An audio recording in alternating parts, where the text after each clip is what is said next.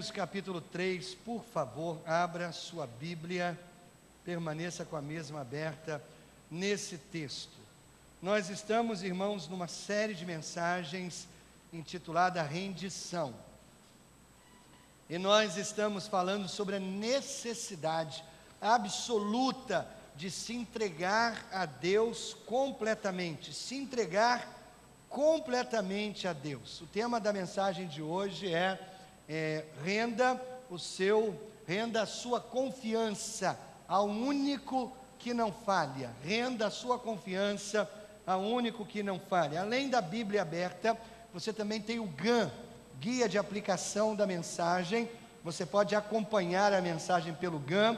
Tem todos os textos bíblicos que nós vamos citar, tem todos os tópicos com lacunas que você pode ir preenchendo ao longo da mensagem. Isso ajuda a focar a sua atenção e também ajuda você a levar a mensagem para casa e, num outro momento, estudá-la e aplicar mais à sua vida.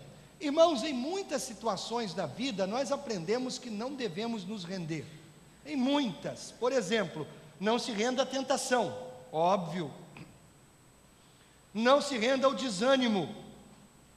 Não se renda à dúvida. Mas quando se trata do seu relacionamento com Deus, rendição é a única maneira de ser vitorioso, de encontrar a vitória. Nós estamos vendo o princípio do RPV, render-se para vencer. É claro que a história humana oferece vários exemplos de rendição incondicional.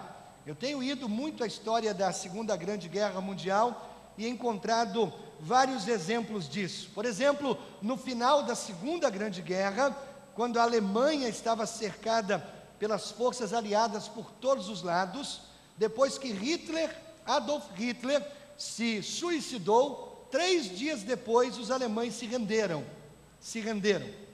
Eles fizeram um documento de rendição, e entre outras coisas, no documento de rendição, nós líamos o seguinte: o comando alemão realizará de uma só vez, sem discussão ou comentário, todas as ordens que forem emitidas pelas forças aliadas sobre qualquer assunto.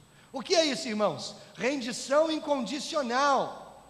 Olha, eu vou fazer tudo o que vocês estão dizendo, sem discussão, sem comentário, seja o que for, a respeito de qualquer assunto. As forças alemãs depuseram as suas armas e disseram: o que os aliados nos disserem para fazer, nós iremos fazer. O que é isso? Rendição incondicional. Eu não vou questionar, eu não vou fazer comentário sobre qualquer assunto que você decidir, eu estou contigo. Querido, se você quer ter um relacionamento vivo, dinâmico, alegre com Deus, você tem que fazer a mesma coisa. Rendição incondicional. A rendição é outra palavra para descrever o que faz de Jesus Senhor da sua vida. O que faz de Jesus Senhor da sua vida? Quando você se rende a Ele, quando você se entrega total e incondicionalmente. Senhor, eu desisto, eu entrego os meus direitos, as minhas habilidades, o meu controle, tudo o que o Senhor me disser para fazer, eu farei. Nossa passagem tema para essa série é Provérbios capítulo 3. Eu já disse que Provérbios é um dos livros mais importantes da Bíblia, e um dos capítulos mais importantes de Provérbios é o capítulo 3, e os versículos mais importantes do capítulo 3 de Provérbios são justamente os versículos que nós vamos ler nessa noite. Você precisa considerar esse texto, porque ele é importante para você render a sua confiança a Deus. A Bíblia diz lá em Provérbios 3, os versículos 5 e 6, confie no Senhor de todo o seu coração, e não se apoie em seu próprio entendimento. Reconheça o Senhor em todos os seus caminhos, e Ele endireitará as suas veredas. Deus quer realmente que você seja um vencedor. Deus quer que você tenha sucesso. Ele quer que você seja um vencedor. Mas o mundo lá fora, tem uma definição diferente de sucesso. O mundo lá fora tem uma definição diferente de ser um vencedor. No pensamento de Deus, o sucesso não é definido por dinheiro. O sucesso no pensamento de Deus também não é definido por fama. Não, absolutamente. De acordo com a Bíblia, sucesso ou ser um vencedor é encontrar e fazer a vontade de Deus. Eu vou repetir isso. De acordo com a Bíblia, sucesso ou ser um vencedor não tem nada a ver com dinheiro ou com fama, mas tem tudo a ver com encontrar a vontade de Deus e fazer a vontade de Deus. Essa passagem que nós lemos contém o segredo para alcançar o sucesso. Você quer ser um sucesso, você precisa entender Provérbios capítulo 3, os versículos 5 e 6. Se você quiser ser um vencedor, você tem que entender o significado dessas palavras. Por isso, nessa noite, eu vou tratar esse texto, palavra por palavra. Vou pegar esses dois versículos e vou dissecar, palavra por palavra, desses dois versículos. E a primeira palavra é exatamente essa: confie. Confiança é um comportamento aprendido. A nossa tendência é não confiar. Essa é a nossa tendência. Por exemplo, quando a maioria das pessoas vê uma placa com escrito assim, tinta fresca, o que as pessoas fazem? Coloca a mão. Não é incrível isso? Não confio muito não, vamos ver, borra a mão. Ah, é verdade. Nós temos que aprender a confiar. Confiança é um comportamento, é uma atitude aprendida. A maioria das crianças cresce confiando nos pais. Por quê? Porque o papai supre as minhas necessidades, o papai me alimenta, o papai me dá roupa. Mas se a criança não tem esses cuidados do pai, ela vai confiar em outras pessoas, em outros adultos. Isso é um perigo. Pode levar as crianças a terem problemas sérios. Os nossos pais precisam nos ensinar a não falar com estranhos. Sempre que você dirige através de uma ponte, você atravessa o seu carro sobre uma ponte, é porque você aprendeu que as pontes foram feitas para suportar o peso dos veículos que por ela vão trafegar. Você confia nisso. Quando você entrou nesse templo, você tomou uma decisão. Você olhou para o banco e a sua decisão foi essa: bom, esse banco suporta o meu peso, então eu vou sentar tranquilamente sobre este peso, sobre este banco. O que você fez? Você avaliou e você tomou uma decisão e você confiou. E depois do primeiro momento, você nem sequer mais pensa nisso. É um mecanismo automático. Agora, o que você teria feito se pela primeira vez que você entrasse aqui, olhasse para o banco, percebesse que o banco era feito de papelão? Você iria tomar outra decisão. Não vou apoiar o meu peso sobre este banco, não vou confiar nele. Nós fazemos essas avaliações o tempo todo. Vocês já viram alguém saltar de bungee jump? Já viram? Isso é confiança, além de ser loucura, mas é confiança, não é? Um saltador de bungee jump, ele tem que avaliar a força da corda elástica e confiar nela. Ele também tem que avaliar a habilidade do homem que mediu o cabo, para ver o quanto o cabo vai esticar antes de eu bater no fundo. Então ele avalia tudo isso, e ele confia, e depois ele salta. Alguém aqui já saltou de bungee jump? Já saltou? Eu cheguei a entrar na fila uma vez, mas a minha família me impediu de fazer isso. Você pode ver pessoas saltarem de bungee jump, até mesmo conhecer pessoas que já fizeram isso, mas você realmente não confia no bungee jump até que você prenda aquelas cordas ao seu corpo e salte. Você entende? No bungee jump, assim como na vida, a confiança não vem naturalmente, é comportamento aprendido. A Bíblia diz que a única maneira de se aproximar de Deus é pela fé. Sem fé é impossível agradar a Deus, pois quem dele se aproxima precisa crer que ele existe e que recompensa aqueles que o buscam. Como no bang jump, você pode acreditar que existe um Deus, você pode até acreditar que Ele pode tornar a vida das pessoas melhor e levar as pessoas para o céu depois da morte, mas para muitas pessoas, Deus é como assistir aqueles que pulam de bang jump.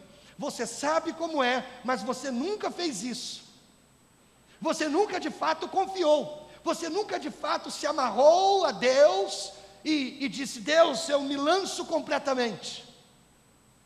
Você sabe como é, você conhece pessoas que já fizeram isso, mas você ainda não fez. Então, se você não fez, você não confiou totalmente. Confiança é quando você se coloca nas mãos de Deus e se lança. O texto diz: confie. Confiança é comportamento aprendido, mas o texto diz mais: confie no Senhor. No Senhor. O objeto da sua confiança é mais importante que o tamanho da sua confiança. Tamanho. Como eu disse anteriormente, nós exercitamos a nossa confiança todos os dias. Quando você envia uma carta, ou enviava uma carta, você confiava no sistema dos correios, que no final eles iriam entregar a carta exatamente no endereço que você postava.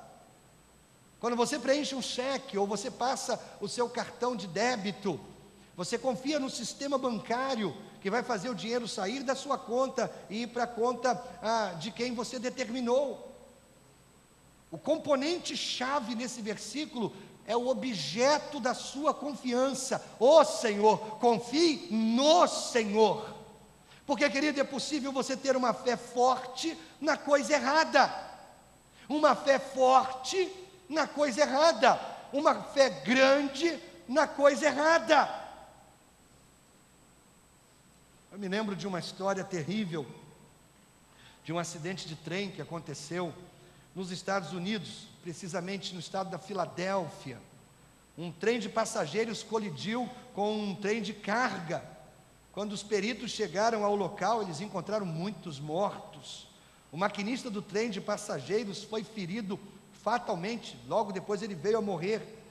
Quando eles chegaram, o socorro chegou, o maquinista ainda estava preso na sua cabine, completamente despedaçada. Ele estava com um pedaço de papel na mão, que continha o percurso que ele tinha que seguir, e as últimas palavras dele foi: alguém me deu a direção errada, alguém me deu a direção errada. Irmãos, eu me pergunto quantas pessoas vão enfrentar a eternidade e vão dizer: alguém me deu a direção errada. Talvez você já tenha ouvido, eu já ouvi a declaração: não importa no que você acredita, contanto que você seja sincero. Já ouvi gente na televisão dizendo isso, já ouvi celebridades dizendo isso. Programas de televisão que tratava desse assunto. Não importa no que você acredita, contanto que você seja sincero. Não mesmo, não mesmo. Se eu acredito que uma abelha pode salvar a minha alma, não importa se eu acredito numa abelha, contanto que eu seja sincero, ela vai me levar para a vida eterna. Se eu tenho uma vaca como um Deus na minha vida, não importa que seja vaca, desde que eu seja sincero, quando eu morrer, a vaca vai me levar para o céu. Não mesmo. Você pode estar sinceramente errado. Em outras palavras, você pode ter uma grande fé na coisa errada, e isso não vai ajudá-lo. Mas se você tiver um pouquinho de fé no objeto certo da sua confiança, isso faz toda a diferença, toda a diferença. Jesus disse lá em Lucas 7, 17, se vocês tiverem fé do tamanho de uma semente de mostarda, poderão dizer a esta moreira: arranque-se e plante-se no mar, e ela lhes obedecerá. Qual o tamanho da fé que é preciso para fazer isso? Do tamanho de um grão de mostarda. A semente de mostarda é uma coisa pequena, mas na economia de Deus, no pensamento de Deus, ela é mais valiosa do que um diamante. Porque uma pedra de diamante é só uma pedra morta, mas uma semente de mostarda é uma coisa viva, ela contém vida.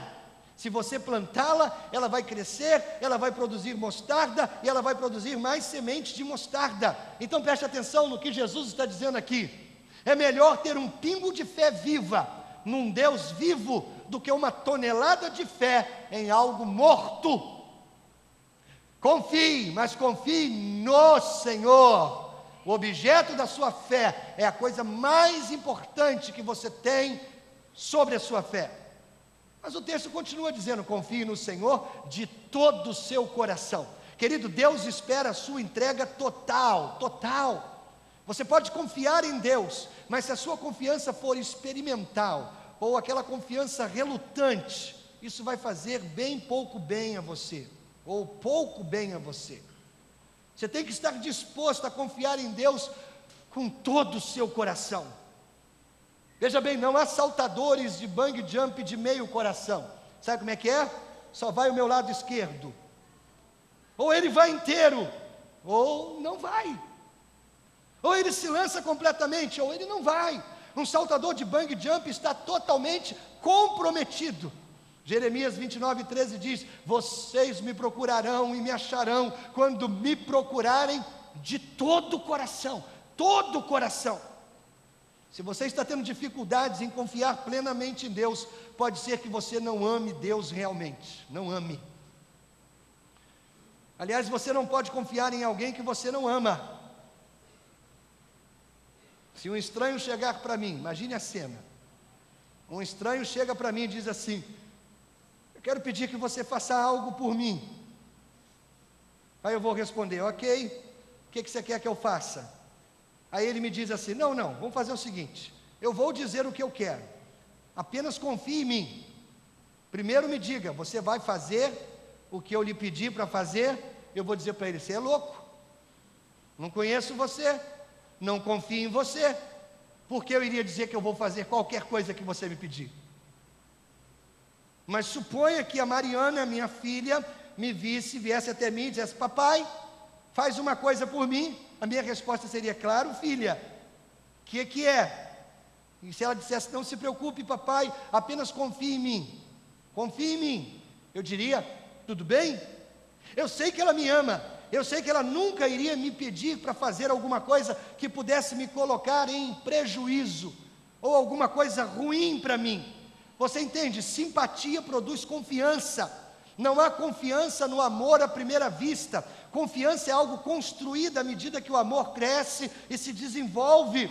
Por isso, à medida que você passa tempo com Deus, você conhece Deus, e quanto mais você conhece Deus, você ama Deus, e quanto mais você ama Deus, mais você confia em Deus. Esses dias eu li uma fórmula. Essa fórmula diz o seguinte: conhecê-lo é amá-lo, amá-lo é confiar nele é obedecê-lo, e obedecer a Deus é ser um vencedor. Está aí no GAN, não está? Eu coloquei no GAN, está aí no GAN. Conhecê-lo é amá-lo, amá-lo é confiar nele é obedecê-lo, e obedecer a Deus é ser um vencedor. Confie no Senhor de todo o seu coração. Mas o texto prossegue dizendo: e não se apoie em seu próprio entendimento. Não se apoie no seu próprio entendimento. Por quê, irmãos? Porque tentar entender tudo que está acontecendo, produz preocupação, não confiança. Quando você tenta entender tudo, você fica preocupado, você não confia. Esse versículo não nos diz para colocar totalmente de lado a nossa inteligência, não. Você lembra, o livro de Provérbios é o livro sobre ganhar sabedoria. ganhar sabedoria. O livro de Provérbios nos ensina também que há um grande valor no bom senso. Bom senso é um grande negócio para qualquer pessoa. Agora, bom senso é um artigo de luxo nos dias de hoje. Quantos tolos estão por aí, à solta? Gente sem bom senso. Esse versículo fala, ou essa parte do versículo fala daquelas pessoas que têm a tendência de querer descobrir tudo, depois confiar. Sabe qual é a atitude de algumas pessoas? Eu vou acreditar quando eu ver. Se eu ver, eu acredito. Essa é a atitude de algumas pessoas. Agora, Deus nunca promete que você vai vê-lo antes de confiar nele. Deus é invisível. Primeiro você confia, depois você vê. Mas as pessoas querem inverter isso. Elas querem confiar, elas querem ver e depois confiar. Se eu ver, eu confio. Querido, se você tentar reduzir tudo a respeito de Deus aos seus 5 sentidos, então você vai cair na armadilha de pensar que você tem que compreender a razão de tudo que acontece com você. Deixa eu ser claro para você, tem coisa que acontece na nossa vida que a gente não entende hoje e não entenderá amanhã. Tem coisa na nossa vida que a gente não tem resposta. Se você confiar apenas no seu entendimento, você vai passar a maior parte do seu tempo preocupado, frustrado, ao invés de confiar em Deus. As pessoas muitas vezes perguntam: por que isso está acontecendo comigo? Tem hora que isso tem resposta, tem hora que isso não tem resposta. Mas sabe qual é a melhor resposta para isso? Por que isso está acontecendo comigo? É porque o mundo que a gente vive é um mundo bagunçado, gente. Bagunçado. E sabe quem bagunçou o mundo? Nós bagunçamos o mundo. Então muitas coisas que acontecem conosco é fruto da bagunça que nós mesmos fizemos. Mas tentar culpar Deus ou tentar acusar Deus é argumento do tipo beco sem saída, não vai ter resposta. Isso é o que o livro de Jó tenta fazer. Jó e seus amigos, por 37 capítulos, eles estão tentando entender por que o mal existe, por que coisas ruins acontecem. Por 37 capítulos no livro de Jó, Deus fica calado. Mas depois de 37 capítulos, eu fico imaginando Deus ao longo desses 37 capítulos, Deus calado. Jó e seus amigos falando um monte. E aí eu fico imaginando Deus se segurando. Ai, mais uma. Ai. Depois de 37, Deus não aguenta. E aí Deus diz: gente, o que vocês estão pensando? Vocês acham que vocês são mais inteligentes do que eu? Vocês acham que vocês são suficientes para descobrir os mistérios da vida? E aí Deus pergunta: onde é que vocês estiveram quando eu estava criando o mundo? Você entende? Nem eu. Porque existem mistérios da vida que não têm resposta. Se você acha que tem que entender tudo, você vai cair na armadilha de se preocupar, em vez de confiar em Deus. Gente, há um componente de mistério em Deus. A gente batista usa muito pouco essa palavra, né? É mistério. O que é isso, irmão? É mistério. Mas existe esse componente de mistério, sabe? Os caminhos de Deus, que a gente às vezes não compreende totalmente. É isso que faz Deus, Deus e eu, homem. A Bíblia diz em Isaías 55:9: assim como os céus são mais altos do que a terra, também os meus caminhos mais altos do que os seus caminhos, e os meus pensamentos mais altos do que os seus pensamentos, diz o Senhor. Não se apoie no seu próprio entendimento, confie no Senhor de todo o seu coração.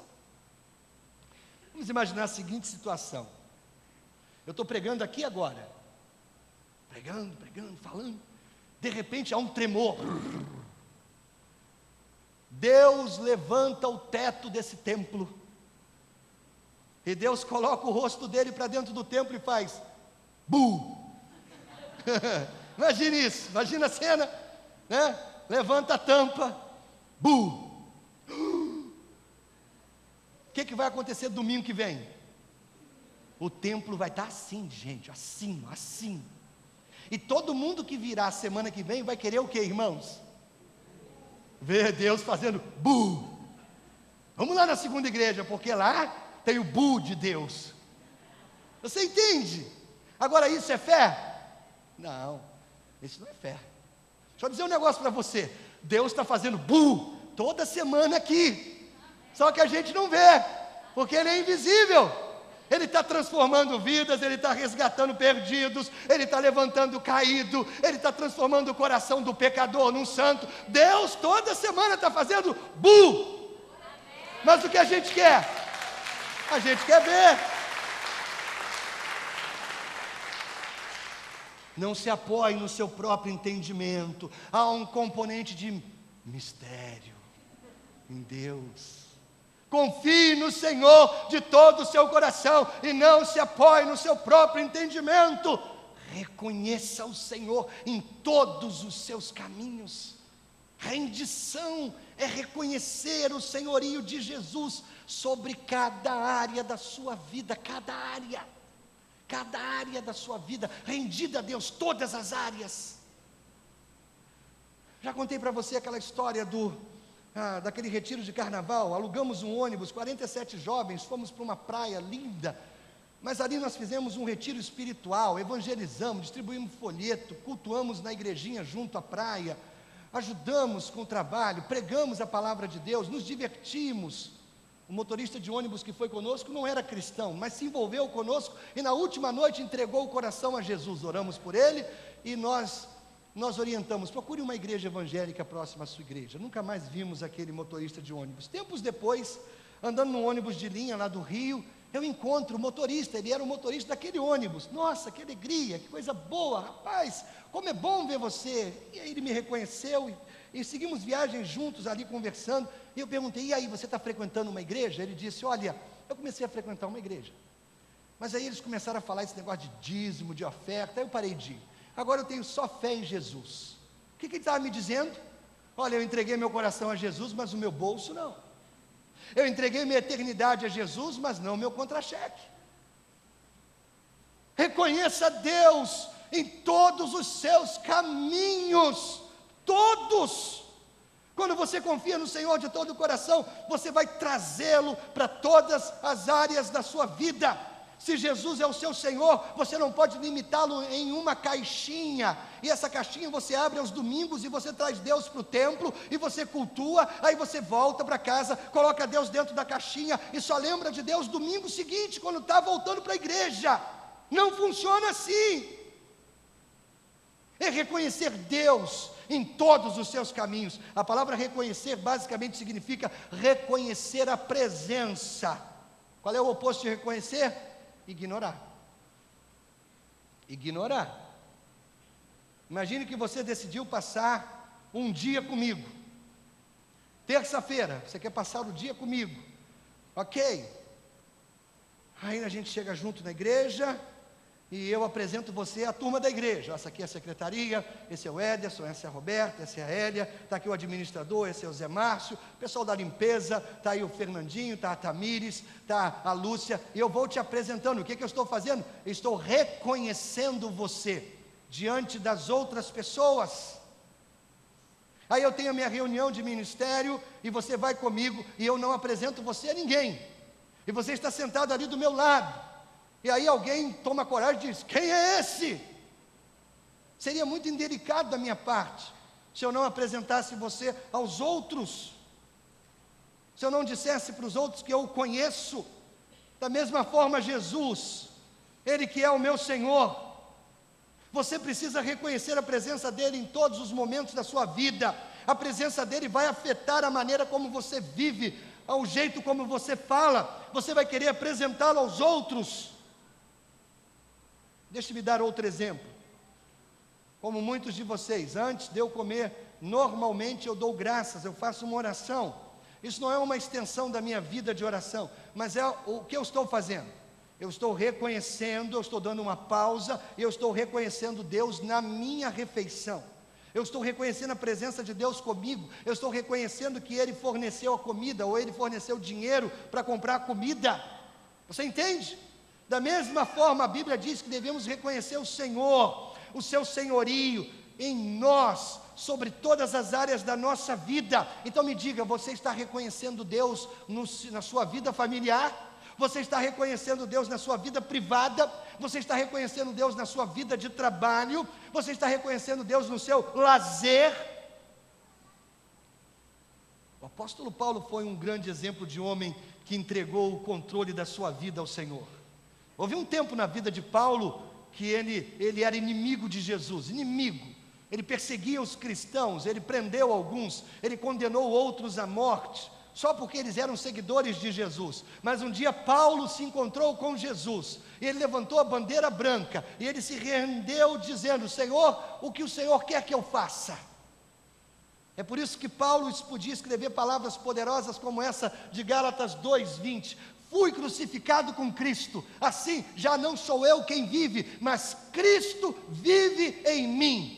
A vida que agora vivo, no corpo, vivo-a pela fé no Filho de Deus, que me amou e se entregou por mim. Como Paulo, a maioria de nós tem um problema com o eu, a nossa natureza humana. Todos nós queremos que o eu esteja no controle, no comando. Nós queremos que o nosso ego, o nosso grande eu, esteja no controle. Mas Paulo reconheceu algo importante: o meu eu foi crucificado e morto. Em vez de eu vivo, Paulo disse: Cristo vive em mim. Não eu, mas Cristo vivendo através de mim. Assim como Jesus foi crucificado naquela cruz, eu e você precisamos ser crucificados. Nós também devemos reconhecer que por Ele, pelo senhorio dEle, o meu grande eu tem que ser condenado à morte. Nós devemos dizer como Paulo: eu morro diariamente. A melhor coisa que você pode fazer hoje, ir para casa, na hora que você estiver tirando lá a maquiagem, dá uma paradinha, olha no espelho, olha bem nos olhos e diga assim: morra!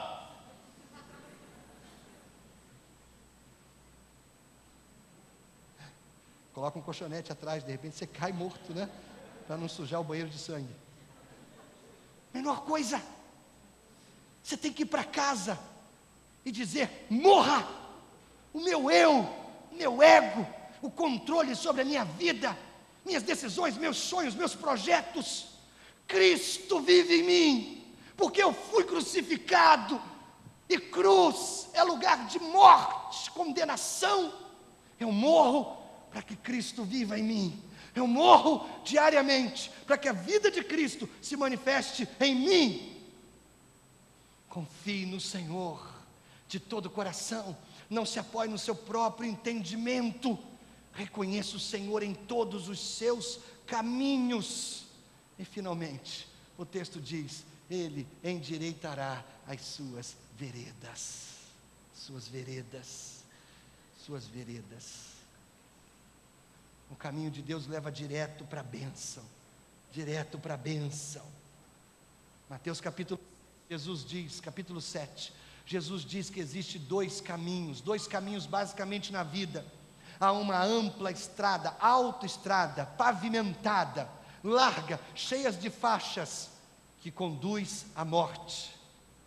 E há um caminho estreito, reto, mas estreito, que conduz à vida. Na autoestrada que conduz à morte, várias pessoas estão seguindo. No caminho estreito que conduz à vida, poucas pessoas. Qual caminho você está? Dentro desse percurso para a vida eterna, Deus também tem um caminho para você, para você. Deus tem um plano para a sua vida, um plano para a sua vida.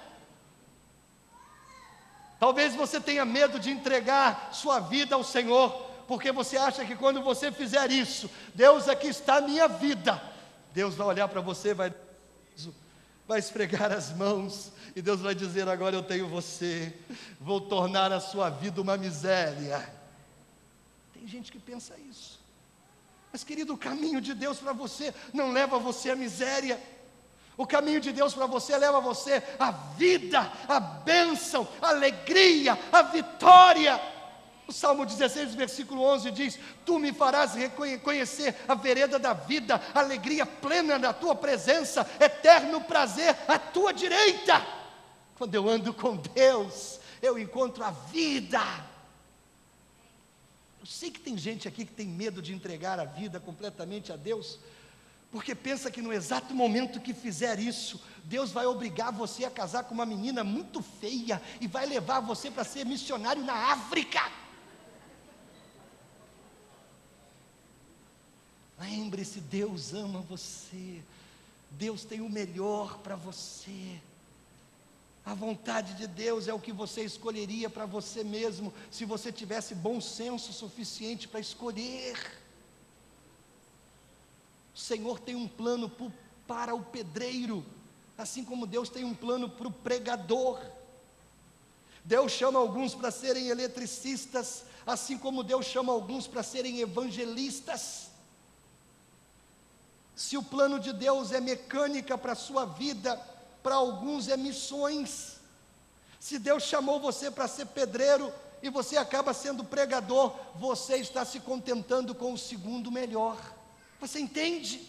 Deus tem um plano para a sua vida. Um plano. Um dos grandes heróis da fé dos tempos modernos chama-se Stephen Olford. Olford nasceu e cresceu em Angola, filhos de missionários. Ele cresceu recebendo uma educação clássica. Ele se mostrou um grande aluno, um estudante brilhante. Ele era um cristão. Mas ele determinou na sua juventude que ele não iria seguir os passos do pai. Meu pai é missionário, eu não quero isso para a minha vida. O sonho de Olford era ser engenheiro e ganhar muito dinheiro. Ele estudou em uma universidade proeminente na Inglaterra. Ele provou ser um aluno de topo. Ele recebeu as melhores notas. Ele tinha um talento especial para mecânica.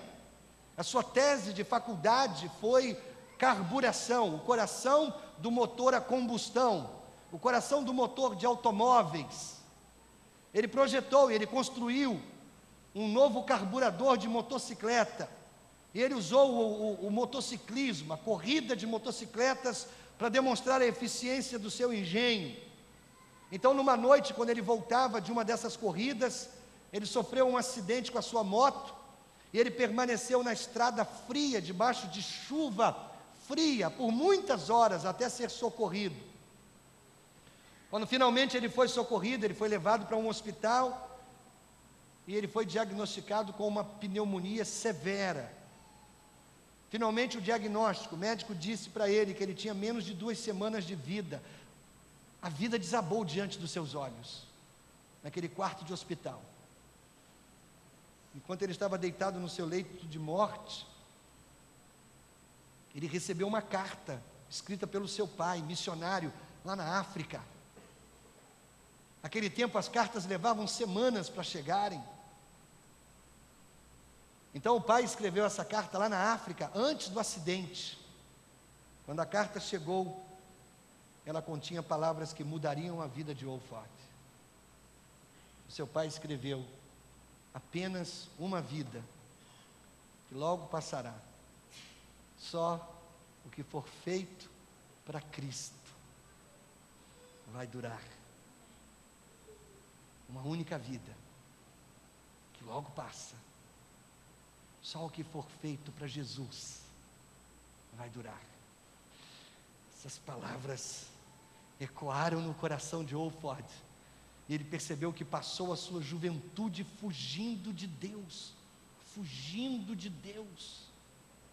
Com a pouca força que lhe restava, ele se arrastou para fora daquele leito de hospital. Ele dobrou os joelhos e ele fez uma oração. Essa oração mudou a vida dele.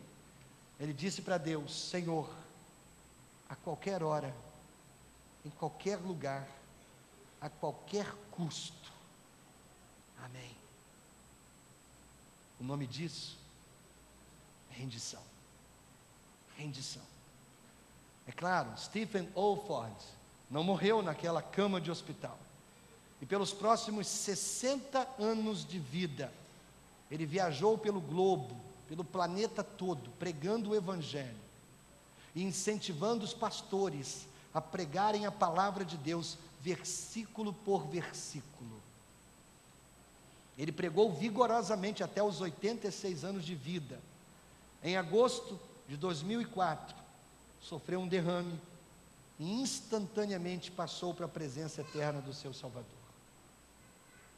Ele entregou tudo para Jesus, e agora ele sabia, com certeza, só uma vida, que logo passa, só o que for feito para Cristo, vai durar. Você já experimentou isso na sua vida? Você já fez uma oração como essa que ele fez? A qualquer hora, qualquer lugar, a qualquer custo. É isso que significa rendição. Você vai confiar nele, você vai confiar nele. Você não pode realmente confiar nele a menos que você esteja disposto a entregar tudo. Entregar tudo. Se você não está disposto a entregar tudo, seria como levar o seu carro enguiçado até o mecânico e dizer ao mecânico: conserte o meu carro, mas não mexa no motor. Muitas pessoas se aproximam de Deus e dizem isso: Deus, eu estou em apuros, eu me rendo, eu preciso da sua ajuda, mas não mexa com os meus hábitos. Olha, Deus, não mude os meus pensamentos. Olha, Deus, não mexa com a minha mente. Se você quiser vencer, você precisa se render completamente. Querido, se você não está certo, se quando você morrer, você vai para o céu hoje, você precisa render a sua vida, render, e confiar nele, para receber o perdão dos seus pecados. Se você está com medo do futuro, você precisa se render a ele, se render. Senhor, eu não sei o que vai acontecer no futuro, eu não sei, mas aconteça o que acontecer, eu vou confiar em ti. Você lembra da fórmula? Conhecê-lo é amá-lo, amá-lo é confiar nele é obedecê-lo, e obedecer a Deus é ser um vencedor. Essa é a fórmula para a vida vitoriosa. Renda-se a Deus. Curve sua cabeça, feche seus olhos. Você já chegou a essa conclusão, que você precisa se render. Você já entendeu isso. Mas talvez no seu coração você não sabe como fazer isso. Como eu me rendo? Eu não sei. Então eu quero ajudar você. Eu vou fazer uma oração. Eu vou pedir que você repita comigo, palavra por palavra, desta oração. Nessa oração eu vou ajudar você a entregar o controle da sua vida a Jesus. É simples, tudo começa com uma simples oração. Você deseja que Jesus assuma o controle da sua vida? Renda-se a Ele. Ore comigo. Mas ore silenciosamente. As pessoas sentadas ao seu redor não precisam ouvir isso, porque isso é entre você e Deus. Você e Deus. Você vai orar no seu coração com fé, mas você lembra o tamanho da fé que você precisa? Apenas um grão de mostarda. Mas ore com fé. Vamos juntos, eu e você, entregando o controle da vida a Jesus. Então ore comigo. Senhor Jesus, acabo de compreender o quanto preciso de Ti. Andei por conta própria até aqui, e a Ti peço perdão por isso. De hoje em diante, quero que o Senhor assuma o controle da minha vida. Eu me rendo, eu me entrego, quando eu morrer, Jesus, abre a porta do céu, deixa-me entrar e viver eternamente na tua presença. Salva a minha alma. Cabeça curvada, os olhos fechados. Você fez comigo essa oração? Seja você quem for, membro desta igreja, membro de outra igreja, ou mesmo nosso amigo convidado. Se você fez comigo essa oração, onde quer que você esteja, eu quero orar por você.